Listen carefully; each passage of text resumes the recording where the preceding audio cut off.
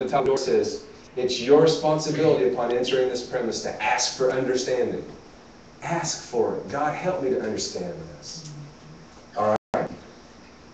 Read on. Then it says, this is the one sown along the path. Verse 20. The one sown on rocky ground, this is one who hears the word and immediately receives it with joy, and he has no root in himself, but is short-lived. And when pressure or persecution comes because of the word, immediately they stumble. So you have the second reason you fall into temptation and you deal with this stuff is because you're a shallow Christian.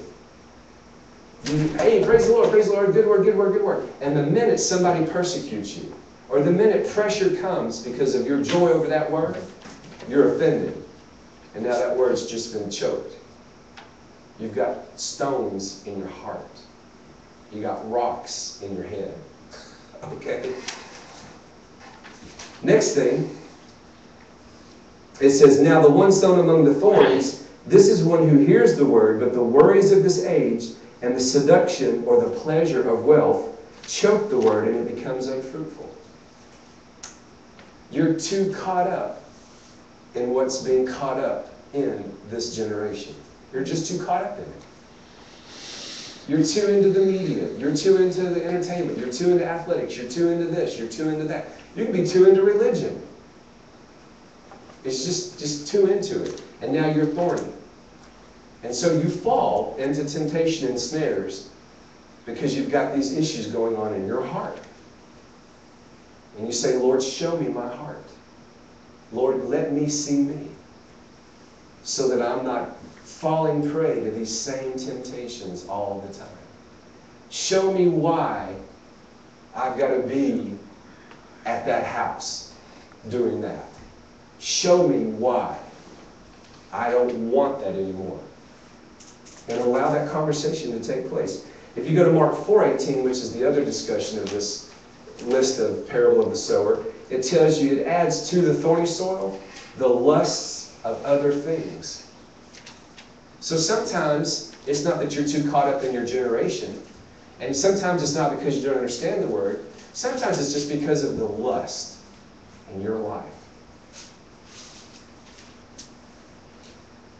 What was the text that I read you? Alcohol, sex, conversations of what they shouldn't be conversating about.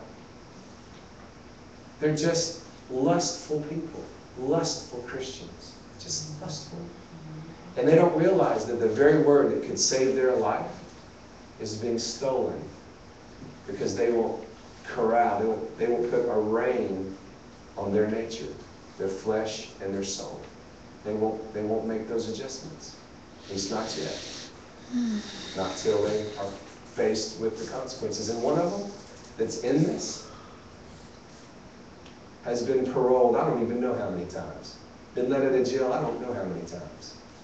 And just miraculously got his record expunged completely. No more probation, no more nothing. He violated his probation like 3 times because of marijuana and stuff. And God did an amazing miracle in his life. And what's the first thing he does? He runs to the youth pastor's house to sleep with her, and to drink with her, and to do all, and live with her. Yeah. We're not talking about the world. We're talking about Christians. People call on God's name. I see the posts on Facebook. I read it. God did me a miracle. You're a hot mess. You're not even tore up from the floor. We couldn't even find your floor. 1 John 2:15 and 17. 1 John chapter 2, verses 15 to 17. Do not love the world or the things that belong to the world. If anyone loves the world, love for the Father is not in him. For everything that belongs to the world, the lust of the flesh, the lust of the eyes, and the pride in one's lifestyle, is not from the Father, but is from the world. And the world with its lust is passing away. But the one who does God's will remains forever. James says it this way. If you go to the book of James and look at chapter 1,